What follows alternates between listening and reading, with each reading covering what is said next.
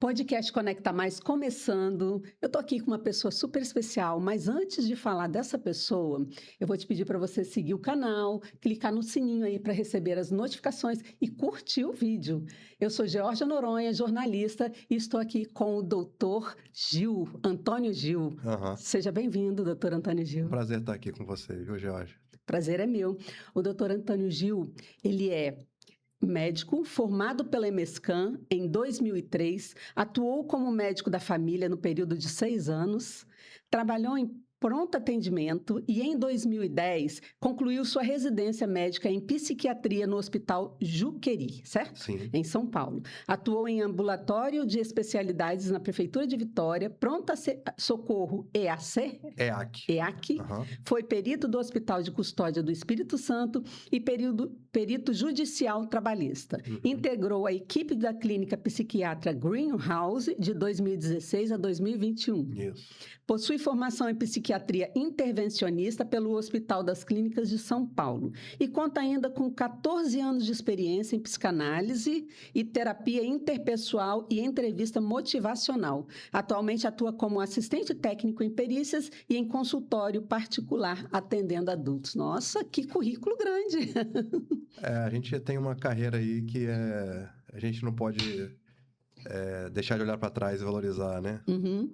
E a gente às vezes esquece, né, dessa nossa trajetória, mas ela faz parte, ela é muito importante. E às vezes é bom a gente estar relembrando, porque traz de lá, né, coisas que já aconteceram, experiências que você já viveu, né? Hoje atuando em consultório particular, fica bem interessante poder enxergar naquele paciente leve ou moderado coisas que eu vi em pacientes graves lá atrás. Então, você consegue fazer uma abordagem muito mais precoce, Aham. né? Então, eu acho que ter uma trajetória em que você vivenciou experiências em hospitais, clínicas, pronto-socorro, te dão uma capacidade de abordagem muito mais rápida, mais precoce, e te dá a capacidade de ver realmente, né, naquele paciente, sutilezas que chamam a atenção já pra gente, né? E aí você não deixa o quadro piorar. Bem interessante.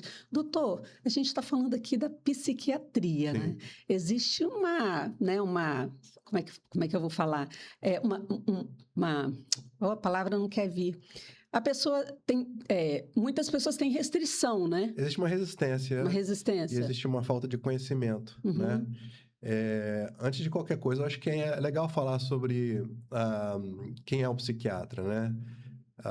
Existe um preconceito muito grande sobre a psiquiatria e existe um desconhecimento na área. A psiquiatria moderna, a gente pode dizer que ela começou no início dos anos 80 e em razão de algumas descobertas de alguns medicamentos antidepressivos, né? Eles já haviam antes, né? Mas quando veio a pílula da alegria, que é o Prozac, que é a fluoxetina, o acesso ficou mais fácil e as pessoas puderam perceber que a abordagem de um psiquiatra não se resumia a pacientes somente muito graves. Antes disso, a psiquiatria estava muito restrita aos manicômios, né? Que eram os pacientes que realmente necessitavam de internação e restrição. Hoje a psiquiatria ela acaba abordando uma gama tão grande que é difícil de você ver alguém que não esteja sendo medicado, né? Antigamente as pessoas usavam medicamentos psiquiátricos prescritos por cardiologistas, ginecologistas. Hoje as pessoas percebem que as pessoas têm uma clareza maior, uma informação maior, né? Então elas já procuram a gente.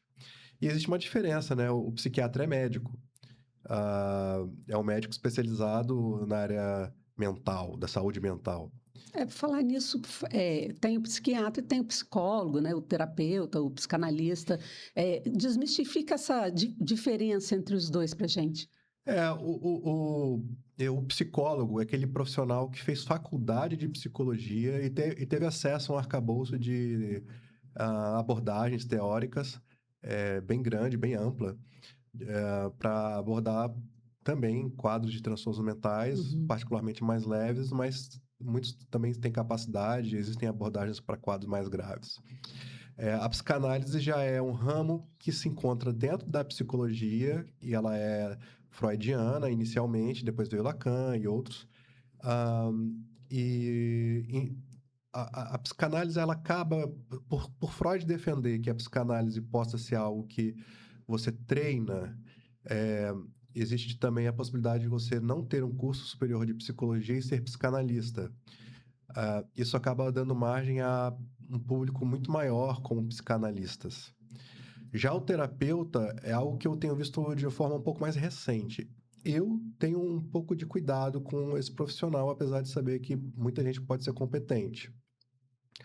Mas ele não é formado em psicologia, ele é treinado em algum tipo de terapia, de abordagem, e é totalmente diferente. Eu prefiro sempre os psicólogos, alguns psicanalistas experientes, que não basta você ter um curso de psicanálise, você tem que ter uma história de vivência psicanalítica, de ser um paciente analisando também, né? Quando eu falo da minha experiência com a psicanálise, é porque eu fui um analisando por muitos anos, né? E quando eu fiz a residência em psiquiatria, foi quando eu entendi que existiam outras abordagens. E aí eu resolvi conhecê-las e para aplicar em meu consultório, né? Então eu costumo dizer que eu tenho uma escuta psicanalítica, mas eu tenho uma abordagem diversa, né? Que varia da TCC, que é terapia cognitivo comportamental, que é extremamente prática para gente que é psiquiatra e tem aquela necessidade de uma condução mais rápida no consultório, né? Entendi. E sobre a questão do diagnóstico, assim, antes do diagnóstico, você falou as diferenças e tal, o psicólogo, ele entende também de remédio? Ele sabe lidar com a questão do remédio que o psiquiatra passa? Porque eu vejo que muitos psicólogos, eles parecem entenderem um pouco. Eles têm curso de psicofarmacologia também, né? Mas para conhecimento. Uhum. Mas como eles não são médicos, eles não podem prescrever.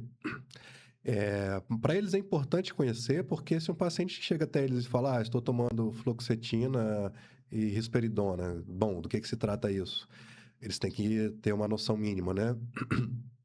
Agora, a prescrição, o que eu vejo muito são florais de bar, algo nesse sentido, né? É o que eles podem prescrever. Uhum. Ah, e até para ter uma conversa com o psiquiatra, eu acho que é importante eles entenderem também, mas eles não podem prescrever por não serem médicos. Uhum.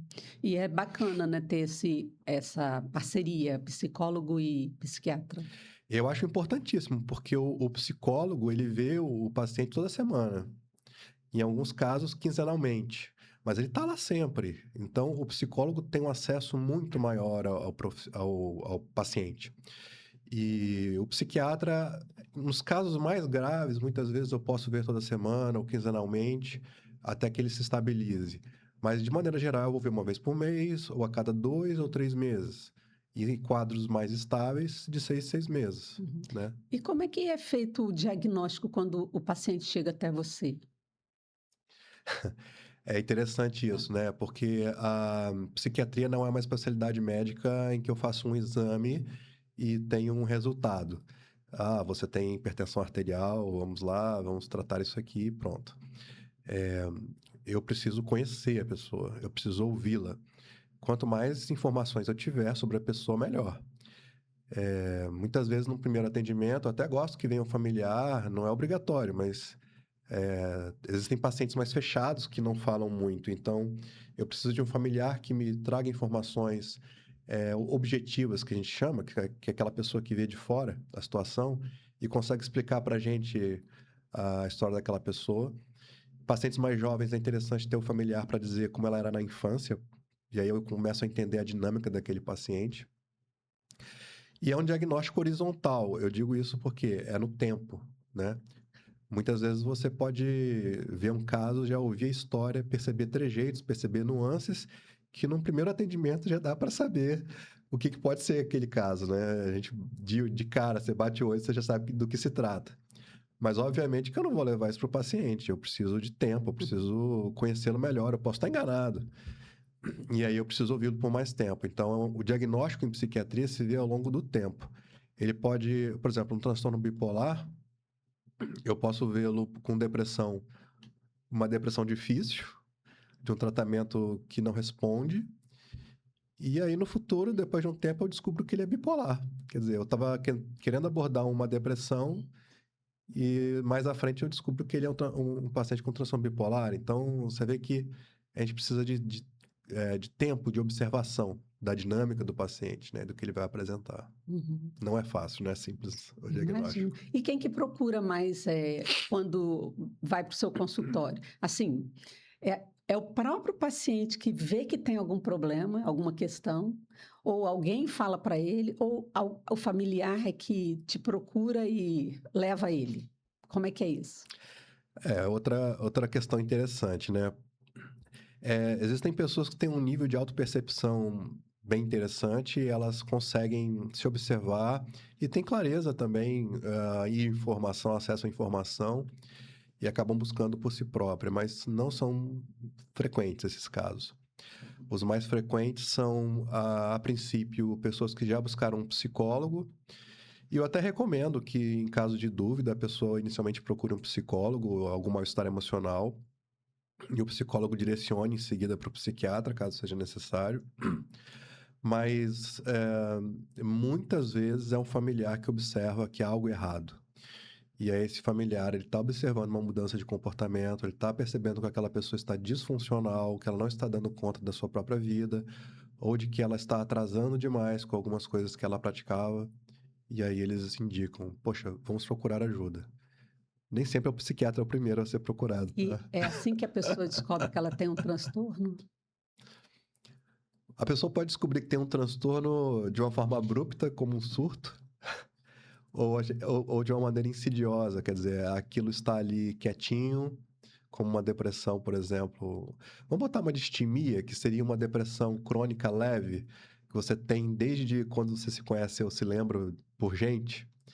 Ah, e aí você acha que aquilo é normal. É o que que a pessoa sente? É um pessimismo, é um mal-estar perante a vida, é um acreditar de que as coisas, no fim das contas, vão dar errado, Não dá certo para ela, não vão nada. dar certo. Então, e aí esse é um quadro que a pessoa acha que tudo é normal, que a vida é assim. Então, ela já tem um prisma enviesado da forma dela ver a vida, né? Uhum. E isso gera um atraso na busca por ajuda, porque ela não acha que tem problema. Não é que seja um problema, né? Mas ela poderia viver melhor, né? Uhum. Como que, assim, eu vejo dentro das famílias, né, muita disfuncionalidade, né? Acontece muito isso hoje em dia. E hoje em dia, principalmente, né? Parece que está demais. Sim.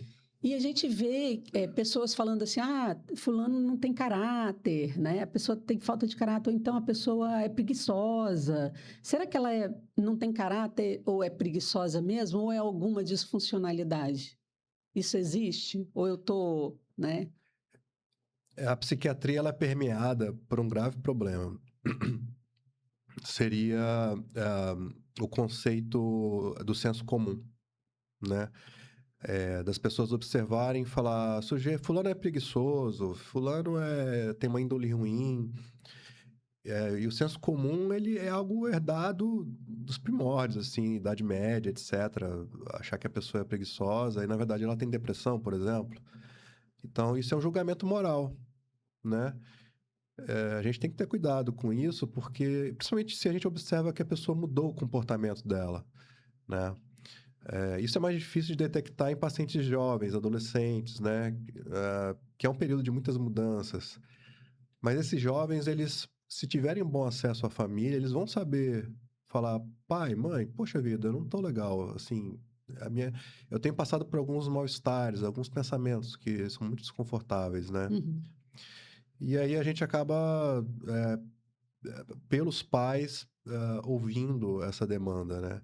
Mas a fala de que o fulano é preguiçoso, porque ele procrastina demais, Uhum. ou porque ele não estuda como deveria, ele pode estar deprimido, pode ter um déficit de atenção muito grave, né? E ele simplesmente... No déficit de atenção é interessante porque é, o indivíduo ele é imediatista, ele precisa resolver em cima da hora, e ele não consegue enxergar a longo prazo. Então ele precisa do senso de urgência, ele deixa para a última hora para fazer as coisas. A gente não pode confundir isso com traços de personalidade. Uhum. Existem pessoas que são assim mesmo. E assim, você acha que, por exemplo, algumas coisas corroboram para isso? Por exemplo, celular, né? Tem gente que vive no celular. Então, você acha que o celular, o uso, o excesso, né, da tecnologia pode corroborar para, né, para mudança de comportamento da pessoa? Ou, de repente, não consegue vencer na vida, né? A falta de prazer em alguma coisa? Não sei. Você acha que essas coisas corroboram para trazer a doença para a pessoa? A pessoa desenvolve a doença? Isso é bem interessante também, porque é muito amplo esse tema e eu gosto muito dessa ideia, dessa forma de ver essa questão, né? Uhum. Todo mundo questiona, é muito comum chegarem para me perguntar: a sociedade está mais adoecida hoje? O que está acontecendo, né? Bom, são duas coisas. Primeiro, que as pessoas têm mais acesso ao médico, à informação.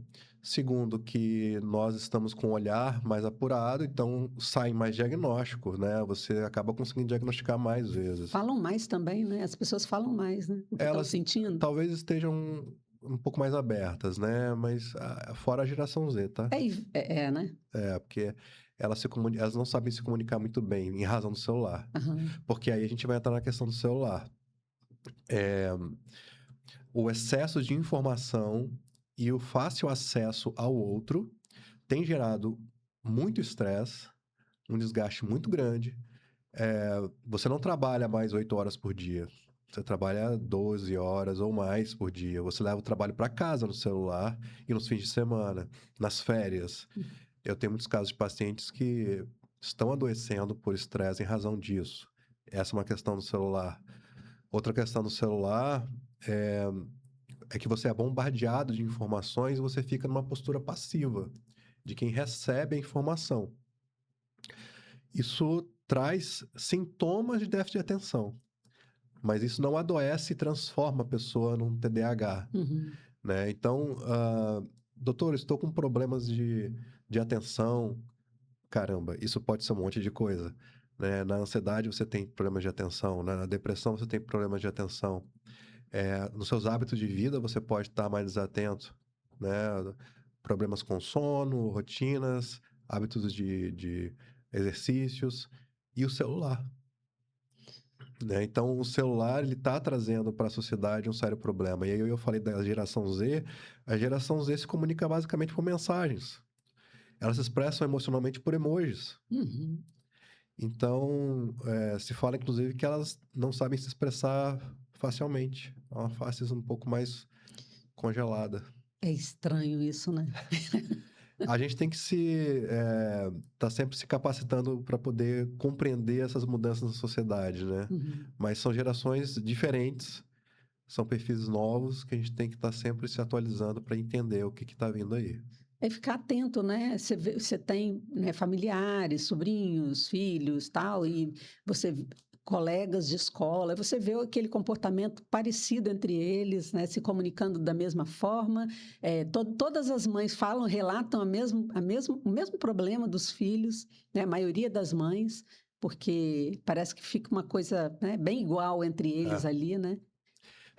Você me lembrou de um tio meu, né, que falava assim, isso, imagina, década de 80. Poxa vida, tem que apertar botão. Tipo assim, era uma brincadeira que ele fazia, né? Tem que dar trabalho, né? Até apertar botão dá trabalho. Hoje em dia todo mundo quer apertar botão. Então o que acontece é que hoje as pessoas estão imediatistas. Ninguém é capaz mais de esperar uma fila. Ninguém é mais capaz de aguardar uma propaganda, porque tudo no YouTube você é livre demanda. E sem contar que você coloca o negócio para correr mais rápido, né? A fala mais rápido, o vídeo Nossa, mais rápido, pois é. processar mais rápido. E você acaba também perdendo a pessoa, né? Acaba perdendo a paciência. A pessoa fica mais instável nesse sentido, ela fica mais irritável, ela fica mais impaciente. Isso é sério, sabe? E quando ela vê uma pessoa que é lenta, que fala devagar. Eu lembro uma vez, eu tinha um chefe, né, uns anos atrás, muitos anos atrás, que ele era agitadíssimo, agitadíssimo, aí ele falava rápido, e eu devagar, eu sempre fui meio devagar para falar, né? Sim. Eu penso, né, pausadamente, tal, do Sim. jeito que eu falo aqui. Sim. Quer dizer, eu acho que eu estou falando até mais rápido, porque eu era mais devagar ainda, tá? E aí ele não tinha paciência, ele falava assim, sabe, ele ainda fazia assim com a mão para eu ser rápida, né? E eu não conseguia.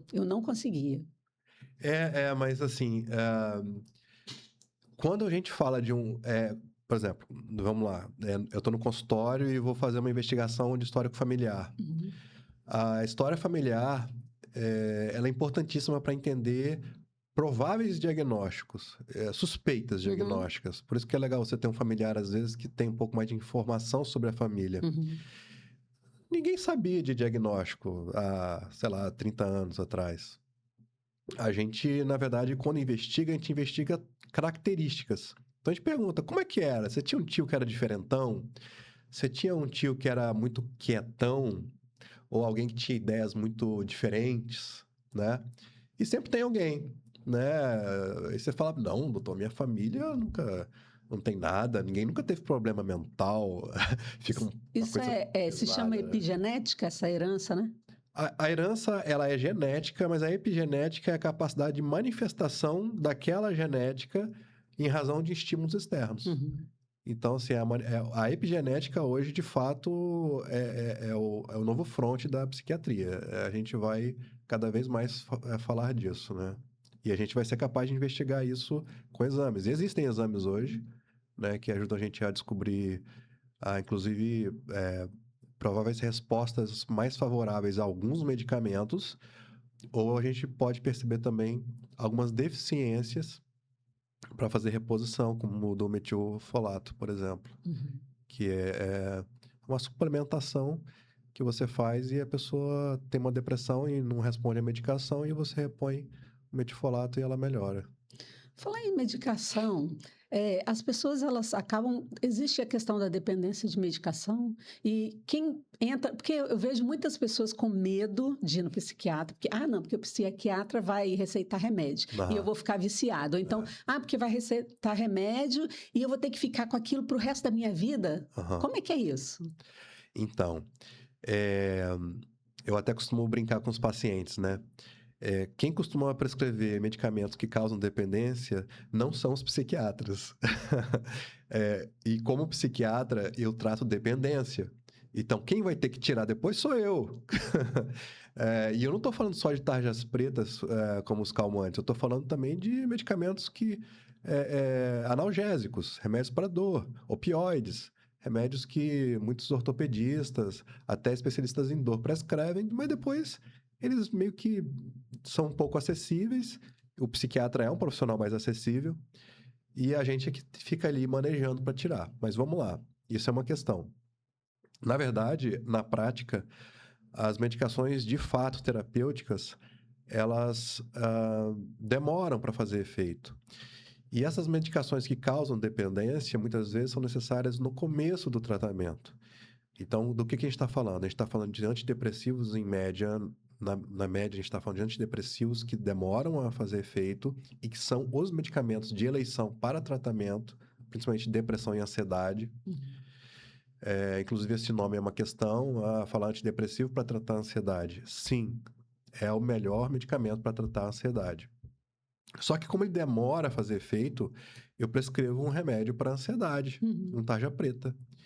Só que, à medida que o antidepressivo começa a fazer efeito, eu vou tirando o remédio para ansiedade, ele sai de um Rivotril, de um diazepam, de um alprazolam, ele tem que sair desse medicamento para continuar o outro. Em geral, o que ocorre? O paciente adora o efeito do calmante, não nota inicialmente a ação antidepressiva, inclusive porque no início você tem mais efeitos colaterais, e ele acaba abandonando o antidepressivo e ficando com calmante. E isso gera dependência. Se ele fizer o tratamento correto, estiver bem orientado, ele vai saber tolerar esses efeitos colaterais, entender que esse daqui vai sair, que é o calmante, e ele vai manter o tratamento. E aí, o índice de abandono é altíssimo. Então, como assim você tem dependência de um remédio que você abandona muito facilmente? Então, isso tá descartado. Agora, existem quadros em que eu vou... uma depressão unipolar, por exemplo, uma depressão comum, ou depressão maior, segundo o DSM, que você tem tempo de tratamento, né? 1 a 2 anos. Transtorno de pânico, 1 a 2 anos, né? Se for bem conduzido junto com um psicólogo. Agora, um transtorno bipolar é crônico. Então, assim, eu vou ficar dependente do remédio? Não é isso. Eu vou precisar tomar o remédio para ficar estável. Então, aí, eu estou falando de pessoas com quadros crônicos que vão precisar tomar remédio a vida inteira. Assim como um quadro simples, como uma depressão recorrente, que não é um quadro bipolar, mas eu tive depressão, estatisticamente, mais de 3 quadros na vida importantes, eu vou ter que tomar a vida inteira. Por quê? Eu tenho um risco muito alto de ter um quarto episódio. Eu vou dar chance para isso? Não. Então, é recomendado que se use a vida inteira. Seu público-alvo são todos adultos, né? O público que você atende. Sim, meu público é acima de 18 anos. Homens e mulheres. Sim. E homens ou mulheres procuram mais? Sempre na saúde as mulheres procuram primeiro, né? As mulheres são muito mais cuidadosas com a sua saúde. Então, inclusive, na psiquiatria, quem vem são as mulheres. No caso dos homens, eu acredito que exista um preconceito talvez um pouco maior socialmente, porque não se admite muito a ideia de que eu estou sendo fraco, que é mais um conceito senso comum, né? Até meio que a história, né, fala que o homem tem que ser forte, ele não pode... E aí fala, não, eu vou trabalhar. E, na verdade, o trabalho ele está se escondendo. Muitas vezes ele está se escondendo no trabalho. Eu vejo, assim, muitos homens que... E eu já percebi isso. Já trabalhei, né, com homens que eles ficavam até tardão no trabalho. Eu ficava assim, gente, a família dele, a esposa, tal, não, né? Ele ficava até tarde por prazer mesmo de estar ali, queria ficar, saía 8 horas da noite do trabalho. Órgão público, que não precisa, assim, né? Aí eu ficava pensando, não, deve ter algum problema aí. A gente já pensa logo, né? Será que ele quer ir para casa mesmo? O que será que ele não quer ver, né? Sobre a questão do borderline, né? É borderline que fala? Borderline. O borderline, ele é muito... Muito se fala, né, sobre borderline. O que é e quais são os sintomas? Sempre existiu o transtorno borderline, assim como os outros quadros psiquiátricos. Hoje a gente tem um olhar mais apurado e se diagnostica mais. Mas talvez nós estejamos vivendo uma realidade também de aumento de casos em razão da vida moderna, né? Em geral, pessoas com um quadro borderline trazem a questão genética, né? De fato, aí vem a questão, como você apontou, da epigenética, que diante de fatores externos, ela pode manifestar. Você consegue apontar? Não é simples, né? Porque como isso parte muito do indivíduo, é muito variável, mas, em geral, pessoas expostas a traumas na infância têm uma tendência maior a isso. E traumas, eu digo, desde uma história de abuso até uma história de uma separação dos pais. Mas é uma simples separação? Não. Pode ser uma separação em que a criança se sentiu abandonada. Como é que eu vou saber disso? É difícil, realmente, porque parte muito do seu eu, né? E é por isso que a comunicação com a criança tem que ser muito importante nessa hora. E aí o borderline, ele nutre um sentimento de abandono crônico. Então você começa a tentar imaginar e aflorir esse ambiente. O que é essa sensação crônica de abandono? O que vem por trás disso? Um vazio. Um sentimento de vazio que também está sempre presente. E aí você vê pessoas que podem se apegar muito, porque acham que ali está a sua tábua de salvação. Se apegar a outras pessoas? A outras pessoas. Ou a trabalho, pode ser também? Ou não? Geralmente a pessoas, porque existe uma questão mais da afetividade humana, da relação afetiva com o ser humano. Mas isso pode se transferir para drogas, por exemplo. A questão da relação de apego a uma emoção que a droga pode produzir. Então, são pessoas que também podem se envolver com drogas.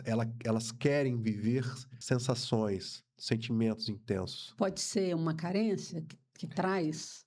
É uma carência também, né? Então, ela vive relações muito instáveis e elas são instáveis por natureza. A gente costuma dizer que elas vivem no 8 ou 80. E elas sofrem muito emocionalmente, né? Elas tendem a ter uma oscilação entre a tristeza, o drama e a raiva. E na raiva ela pode descontar em si mesma. De que forma? Ah, eu tenho raiva de mim, né? E aí eu me machuco, né? Uhum. E aí a gente acaba caindo numa outra questão, que é todo mundo que se machuca é borderline. Eu acho um erro terrível, porque a gente às vezes recebe comentários, né? Às vezes de colegas médicos. Ah, fulano tá se cortando. Ah, lá vem um borderline. Não. Uma pessoa pode se cortar porque está em um quadro psicótico. Ela pode se cortar num ímpeto, num ato de impulsividade, em um momento de extremo estresse. Uhum. E não ser mais nada que isso. Ela não tem toda a bagagem de um borderline. Mas é mais comum no borderline, de fato. Agora, todo borderline se machuca também não. Ele pode se sabotar. Ele pode se colocar em situações de insucesso permanente. Como se ela sentisse que merecesse e convive com uma culpa. Então, a gente está falando de um quadro, você vê que não é simples, né? Uhum. E, tem tratamento? Tem, mas não tem cura. Melhora? Melhora. Vive melhor? Com certeza. Existem terapêuticas para isso, né? Então, esse paciente ele precisa ser tratado com psicoterapia e medicação. Existem quadros leves, existem quadros graves. Quadros graves vão até ser internados frequentemente. Quadros leves convivem socialmente, estão na sociedade. Aí a gente passa desapercebido, mas elas têm sofrimento. Uhum. E muitas vezes buscam a ajuda psiquiátrica e psicológica e às vezes você não detecta o diagnóstico, né? Mas estão lá, né? O que que mais te surpreende, assim, depois que você atendeu, né, a tantas pessoas? Tem algo que nesse seu, né, processo aí, que te surpreendeu? Ou te surpreende? Eu acho que eu já vi tanta coisa. É difícil dizer o que me surpreende hoje, né? Eu acho que muitas vezes um paciente me conta uma história, eu já sei o que ele vai contar depois, sabe? A gente já entende mais ou menos como é que é o funcionamento, como é que é esse mecanismo, como é que funciona. Isso ajuda muito pro diagnóstico, né? Como eu falei. Mas eu acho que às vezes histórias muito, muito diferentes, assim, podem surpreender, né? Ou mesmo existem questões que emocionam mais a gente, né? Não existe algo que eu possa dizer aqui que me surpreenda. Eu não sei. Não saberia dizer se tem algo que me Acaba ficando surpreenda. tudo muito comum, né? Porque você... A gente costuma dizer assim, eu gostaria de assistir uma comédia, sabe por quê? Porque minha vida é ouvir tragédias. Eu já vejo muitos dramas, eu já vejo Imagino, muito filme de terror. imagino, Então, deixa eu rir um pouco, né? Eu acho que é um pouco isso. É uma atividade que tem uma carga pesada, né? imagino. Mas a gente faz com prazer. Eu faço com muito prazer, assim. Eu gosto muito de lidar com isso. Aham. Eu sei que muitas pessoas vão né, no psiquiatra, mas tem muita resistência de ir no psicólogo. Ah, sim. Você acredita que todo o processo que a pessoa passa com você, ele deve procurar também um psicólogo ou não necessariamente? Tá, vamos lá. É, quando o paciente chega para mim muito grave, ele tem que ser abordado com medicação e muitas vezes ele não está em condições de falar sobre o que ele está vivendo. Então, eu preciso que essa pessoa estabilize minimamente para que depois ela vá para um psicólogo, né? Esse paciente, ele realmente ele vem primeiro para mim. Ou se ele vai para um psicólogo, o próprio psicólogo sabe direcionar primeiro para mim. E assim, não é o momento para uma psicoterapia. Agora, todo paciente que depois de estável ou que não está num quadro tão grave, ele precisa de terapia. Eu costumo comparar, eu falo assim, imagina um ortopedista e um fisioterapeuta. Se o ortopedista só te atende uma vez por mês e acompanha sua evolução, e você não faz uma academia, um alongamento, e não vai no fisioterapeuta, qual vai ser sua evolução? Muito mais lenta. Então, no caso desse aspecto psicológico, psiquiátrico, se o paciente faz uma psicoterapia, ele avança muito melhor, ele avança muito mais rápido. Então, é muito importante que faça psicoterapia também. Vamos falar de TDAH? É um tema. É um tema que eu acho que muitas pessoas, eu vejo todo mundo falando, eu tenho TDAH, tenho TDAH. É, Me fala sobre isso. é uma das modinhas. Esse eu tenho TDAH. E outra pergunta também. A pessoa que é diagnosticada com TDAH, ela tem que tomar medicamento? Bom, como eu falei inicialmente, as pessoas podem manifestar sintomas de TDAH e não ter TDAH. Pessoas com transtornos de ansiedade, vivenciando estresse grave e depressão, ou um transtorno misto, ansioso-depressivo, transtorno bipolar e uma série de outros, elas vão ter um padrão de desatenção maior. Imagina você trabalhando pesado, uma rotina puxada, com família, sua casa, né? Você precisa realizar multitarefas e ainda tem o celular e uma televisão de streaming que você assiste no 1,5 de velocidade e você reclama que sua memória não está boa ou que sua atenção não está boa. Olha, vamos lá, né? A gente tem que considerar que você não tem TDAH, né? Ou, fiz um teste autoaplicável e o teste, né, que está na internet, a gente acha um monte. De acordo com o teste, eu me auto-apliquei, eu tenho O vídeo do TDAH. YouTube? É o vídeo do YouTube, ou o doutor do Instagram, ou o doutor do YouTube.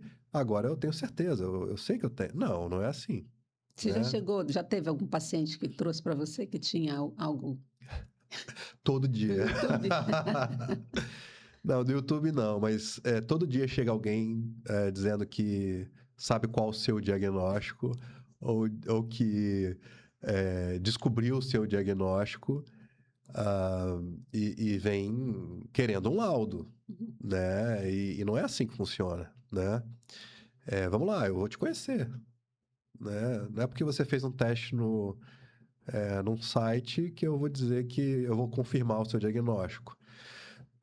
Algumas pessoas chegam também com laudos de psicólogos, em que elas fazem avaliação neuropsicológica, que é o correto, tá? Esse é o procedimento correto, e já querem um laudo.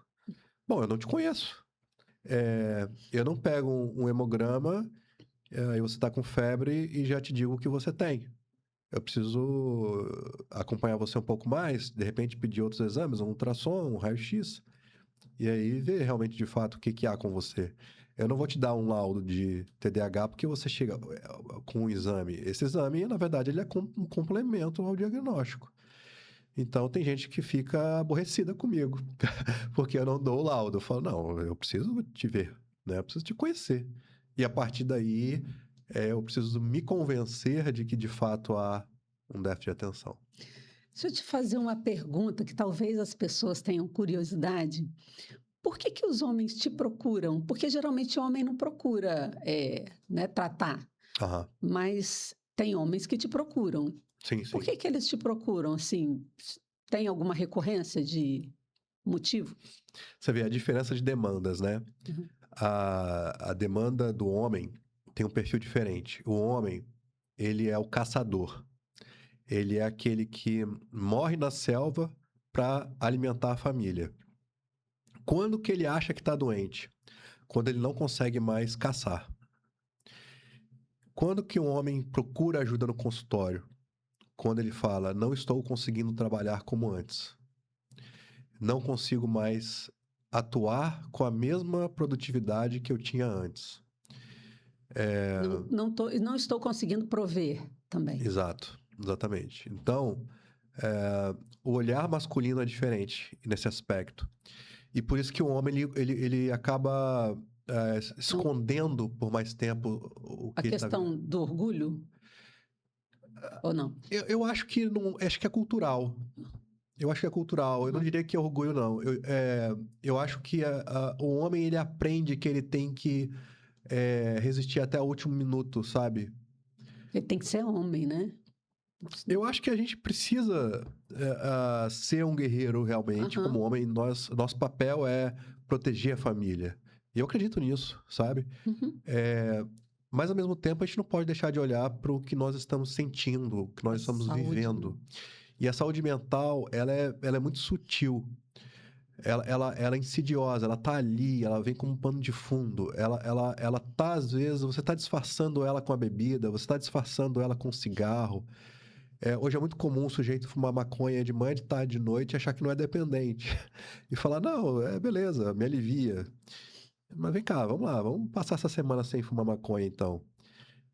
E o cara não consegue. Bom, falando do homem, ele acaba se envolvendo mais com o trabalho, então ele fala, não tô dando conta, então deixa eu trabalhar mais.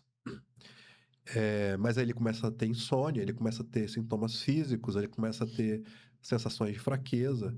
E ele vai procurar um nutrólogo para tomar hormônio, e daqui a pouco ele não está aguentando, porque ele está mais estressado, mais irritado, porque a testosterona aumenta a irritabilidade. E aí? Você vai resolver isso como? Peraí, vamos olhar esse cara, vamos ouvi-lo, né? E vamos tratar direito, né? Então, a saúde masculina é algo que ainda precisa avançar muito. A gente precisa romper algumas barreiras ainda, sabe? Para poder alcançar esse público. A mulher, por ser mais sensível, ela acaba procurando ajuda, ela se observa, ela funciona em ciclos, né? Ou Ela, então, ela menstrua, então ela é, sabe muito bem o que é uma TPM, por ou exemplo, então né? ela procura para o filho, para o marido, né? Para as pessoas que estão ao redor dela. Aliás, é o mais comum, né? O homem vir com a esposa do lado. E a esposa, doutor, ele tá vivendo dessa forma, ele tá irritado, ninguém aguenta ele. Não, eu tô bem. Não tem nada comigo. Eu estou muito bem. Não é, não tá bem, não. É interessante isso, né? Então, é um perfil que a gente observa e que a questão a gente chama de psicoeducação. Falar de psiquiatria e de psicologia para a população, né? Então a gente tem que orientar. Deve ter muitas histórias, né, de consultório para contar. Muitas, muitas e muitas. Nosso trabalho é ouvir histórias. Meu chefe da psiquiatria, Dr. Rui, ele dizia que o psiquiatra ele deve ser uma pessoa curiosa. Acho que como jornalista também, né? Ele tem que perguntar. Se você deixar uma ponta solta, você pergunta. Não fica a ponta solta, porque tem coisa ali. Ele até costumava falar assim: você está contando tragédia, pergunta que tem mais tragédia. Vai perguntando até. Vai ter, pode perguntar que tem mais coisa. Interessante. E isso vai te ajudar. E a questão financeira traz muito prejuízo mental também, né? A gente falou de saúde masculina, saúde mental masculina. Olha, não tem nada que adoeça mais o homem do que a bancarrota, vamos dizer, né? É a tragédia financeira, é a falência, é o desemprego, é a dificuldade de prover o mínimo. E, de fato, aí eu vou te falar do orgulho, né? Mas não é aquele orgulho do senso comum. É aquele íntimo do homem que fala assim: caramba, não tô conseguindo dar o mínimo para minha família, sabe? E atingir esse âmago do homem deprime profundamente. Quando a gente fala de países desenvolvidos, vamos pensar no Japão, vamos pensar nos países nórdicos. O índice de suicídio é altíssimo, principalmente em homens de negócios, É mesmo. então que faliram, né? Então, a gente tem que pensar que o lado financeiro... Não que a mulher não sofra com isso, claro que sofre. Tem muita mulher que provê também, né? Porque existem muitas mulheres provedoras. Hoje, então, né? Mas, sem dúvida, no caso do homem, a gente está falando aí sim de um ponto muito sensível, que é a questão financeira. É, as famílias, elas julgam muito, né? Também. Os pacientes, no caso, ou as pessoas que ainda não são pacientes, né? Existe uma tendência de... como eu falei, como eu vejo, né? Como eu recebo isso no consultório. Existe uma tendência de observar as pessoas de uma maneira moralista. Uhum. Então, eu vou tender a julgar aquele meu sobrinho, aquele meu irmão, aquele meu filho, como um preguiçoso, porque ele não está produzindo como antes, ou porque ele nunca foi uma pessoa produtiva, né? E, na verdade, ele pode estar vivendo um adoecimento, né? A gente tem que, na verdade, ter muita atenção a toda pessoa que tenha uma mudança de comportamento ou alguém que já tem um comportamento disfuncional desde a adolescência, principalmente a adolescência em diante, como alguém que pode estar adoecido e a gente não sabe. Então, não quer dizer que porque eu sou pai, eu sou mãe, que eu tenho intimidade com meu filho. Infelizmente, isso não é uma regra. Então, eu tenho que estar atento aos sinais indiretos, né? Então, esse julgamento, ele é muito perigoso. Entendi. Eu acredito que você deve receber muitas pessoas que têm histórias que te emocionam, né? O que mais te emocionou, assim, ou te emociona dentro do consultório? Tem algo assim? Tem alguma situação? Algo que tocou seu coração, que você... Porque você não é de ferro, né? Você é ser humano. Tá ali, né? Um profissional, atrás do profissional tem o ser humano. Aqui vai uma recomendação para todo mundo que trabalha na área da área psiquiatra e psicólogos. Porque eu vejo muitos profissionais que não fazem terapia. Psiquiatras, façam terapia. Psicólogos, façam terapia. Nós não somos de ferro, como ela disse, nós não somos superiores em nada. Nós somos seres humanos. Então, quando que nos toca? Principalmente quando algo diz respeito à minha história. Eu posso ouvir de um paciente algo que faz sentido em mim, na minha história. E eu preciso estar muito bem, eu preciso ter trabalhado isso para poder abordar o paciente. Por quê? Eu não tenho que fazer ele caber nos meus conceitos. Eu tenho que entendê-lo dentro dos conceitos dele e direcioná-lo dentro daquilo que é a realidade dele. Porque senão eu também caio no senso comum. E pode te trazer o sofrimento dele, né? E eu acabo me envolvendo com algo que não é meu e levo para casa. Então, a gente às vezes percebe casos em que o paciente está sendo conduzido de uma forma que pode ser porque o profissional que estava com ele antes ou que está acompanhando na terapia se envolveu, né? Se envolveu com a história. E a gente não pode permitir que isso aconteça. A gente tem que estar bem. Você acha que a família pode atrapalhar o tratamento psiquiátrico do paciente? Você acha que isso... Ou amigos também, ou, sei lá, parentes. Você acha que pode atrapalhar esse tratamento da pessoa?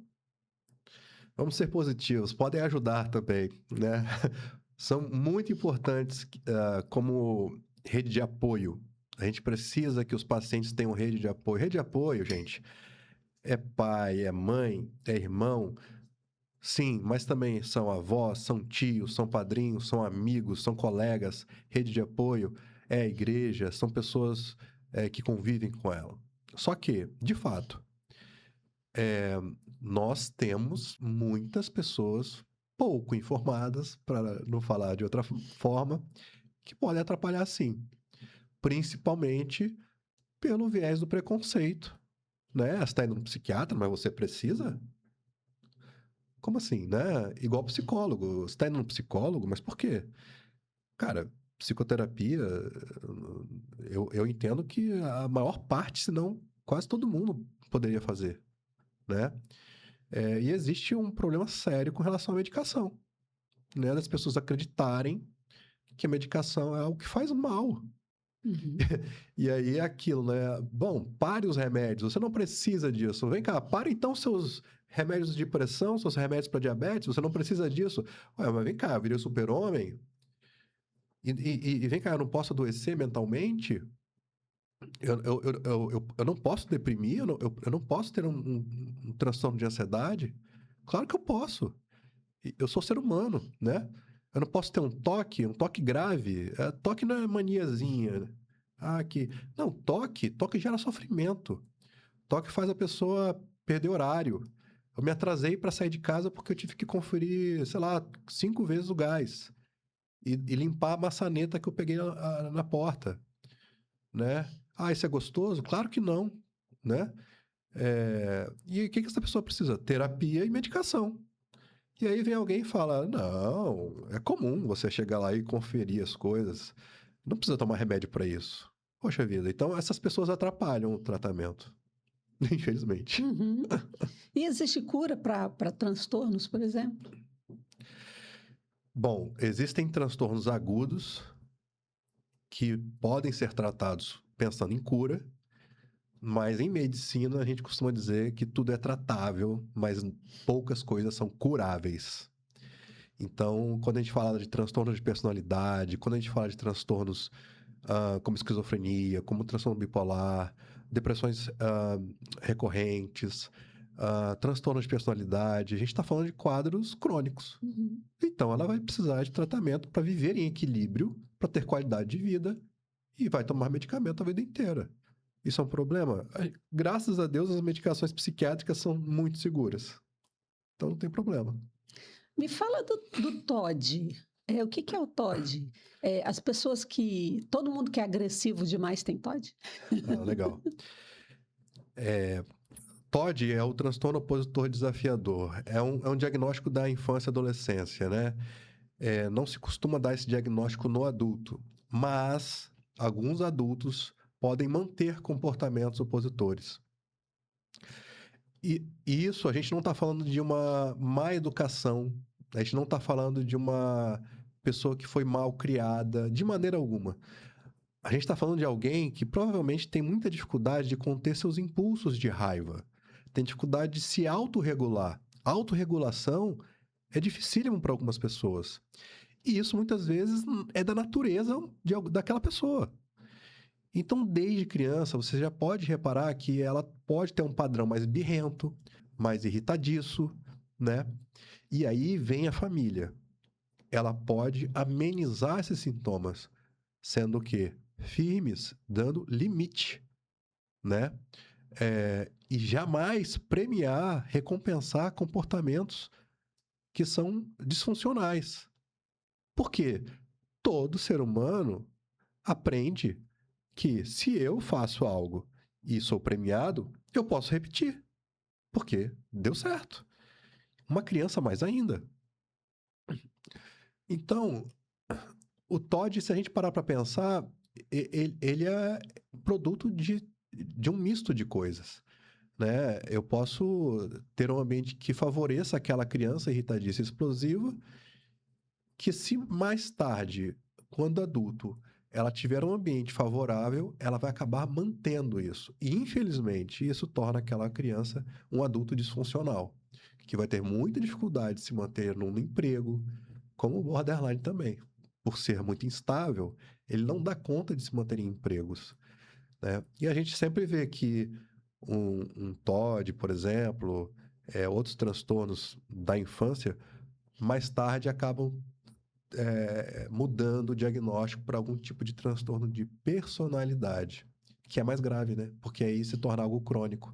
A personalidade, ela se forma na infância, adolescência e início da vida adulta, de acordo com a maturação do cérebro. O cérebro vai amadurecendo.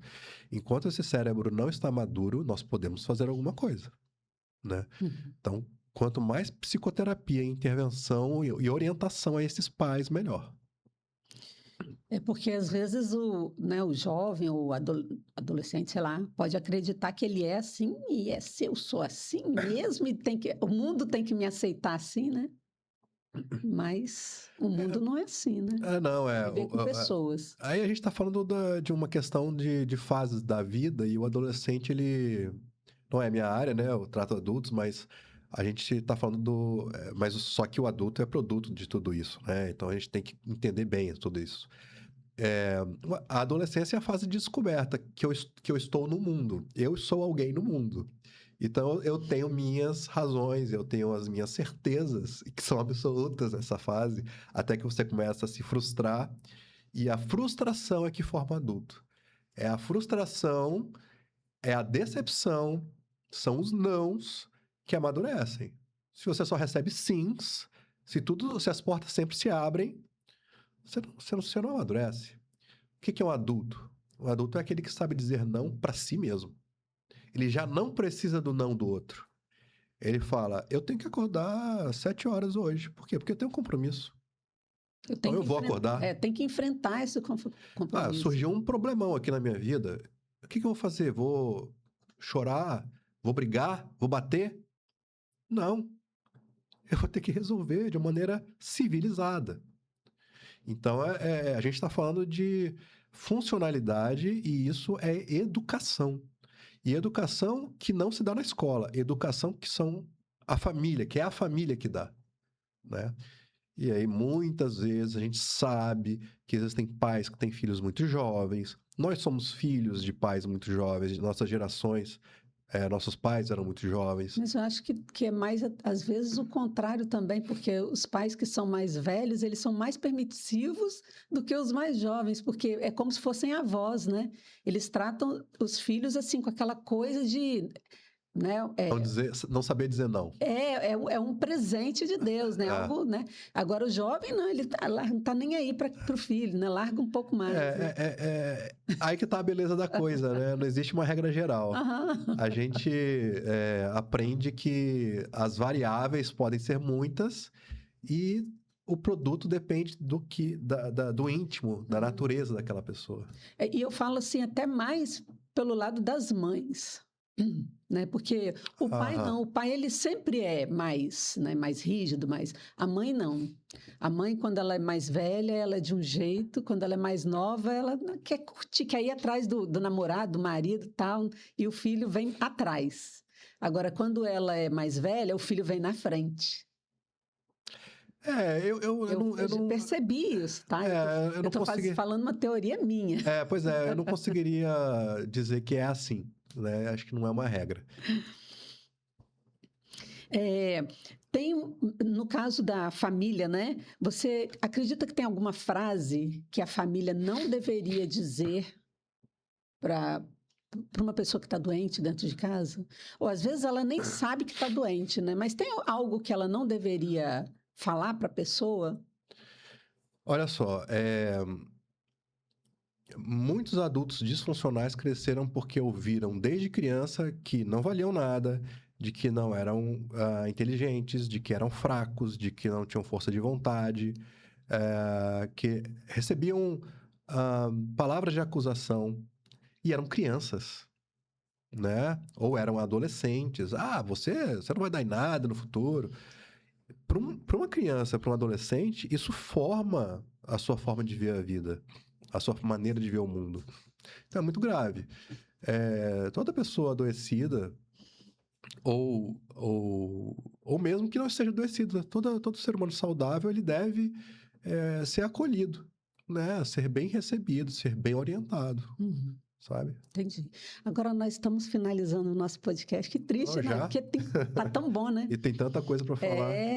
Mas a gente está finalizando e eu gostaria que você, olhando para aquela câmera ali, mandasse um recado para famílias, para pessoas que precisam buscar ajuda. Um recado para quem você acha que deveria mandar? Olha, primeiramente eu queria dizer a todos que a psiquiatria hoje não é a psiquiatria do passado, né? Nós somos profissionais que estamos abertos a ouvir, nós somos profissionais que não somos só meros prescritores. Estejam atentos à sua família, estejam atentos ao seu familiar, ao vovozinho que está ali quietinho, ele pode estar deprimido. A pessoa que aposentou é uma passagem, uma transição de vida, ela pode estar em sofrimento. Uma mudança de cidade, uma mudança de estado, uma separação. Vamos acolher as pessoas, vamos ouvi-las. É muito importante aprender a ouvir. Eu acho que as pessoas estão muito ensimesmadas, preocupadas com o seu mundo e com o seu celular. Vamos olhar para frente e prestar atenção em quem está do nosso lado. Doutor, muito obrigada pela sua participação, foi maravilhosa. O nosso papo foi ótimo, adorei, tá? Que bom. E podcast Conecta Mais, finalizando. Até a próxima.